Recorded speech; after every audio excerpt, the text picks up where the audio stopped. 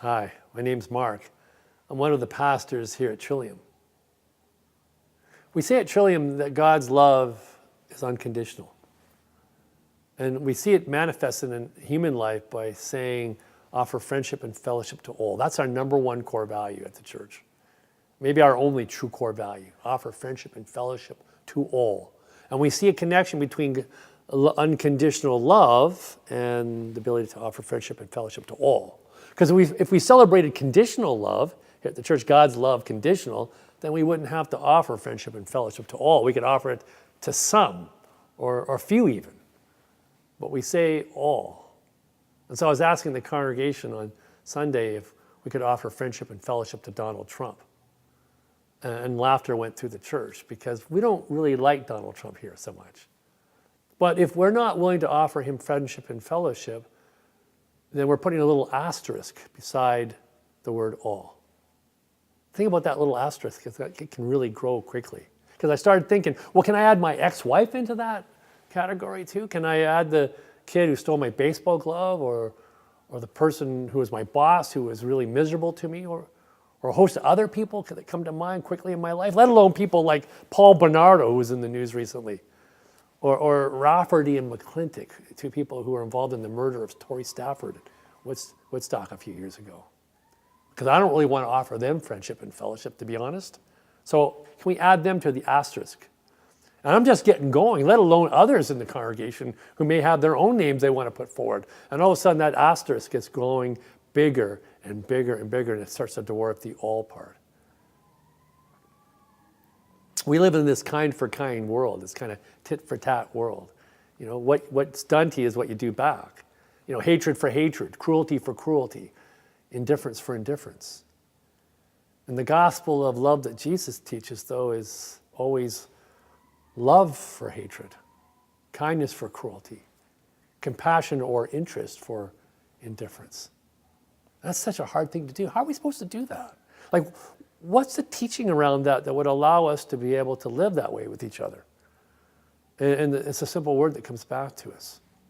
Forgiveness. It's forgiveness. I've been mentioning to you the last few weeks that forgiveness, to me at least, is our commitment not to take our hurt or our pain or suffering in life and turn it into a weapon that we use against others. It's a renunciation of our instinct to do kind for kind life, and to commitment not to turn that hurt into a weapon that we might use against the perpetrator who did it to us in the first place, or that innocent bystander over there, or we do it through projection or transference or whatever you want to call it. And a lot of people in the process get hurt sometimes by our hurt. Even the people we don't want to get hurt, yet it happens. My wife Sally was watching recently Anne of the Thousand Days. It was about Henry VIII's second wife, Anne Boleyn. Henry hadn't had a male heir produced in his first marriage, so he divorces his first wife. He marries Anne, and after 3 years, she still hasn't produced an heir for him, and he's getting really frustrated and angry and worried that his lineage isn't going to continue on. So what does he do? Well, he arms his pain and suffering and hurt, and he turns it into a weapon that he uses against his wife. And he has her charged for treason and adultery. And this innocent woman is ultimately executed because her husband's anger is turned into a weapon that's used against her. This happens all the time in life, in little ways, in big ways. We struggle with this power to take our hurt and use it as a hurt against others. Has such an impact on life. I mean, look at Rafferty and McClintock, who murdered this beautiful little girl. How could they do it? How could they do something so heinous? And I think the answer is so simple. Somewhere along the line, they took their hurt and pain and they made it into a weapon so powerful that they could not see that little girl for who she really was. You know, I see where that kind of thinking can take us, that kind for kind living, and journeying down the path where we take our pain and suffering and turn it into a weapon. And I don't want to go down that path. I can see where it goes. I've seen where it takes others, and I don't intend to walk that path anymore. I renunciate my capacity to turn my pain to a weapon against you.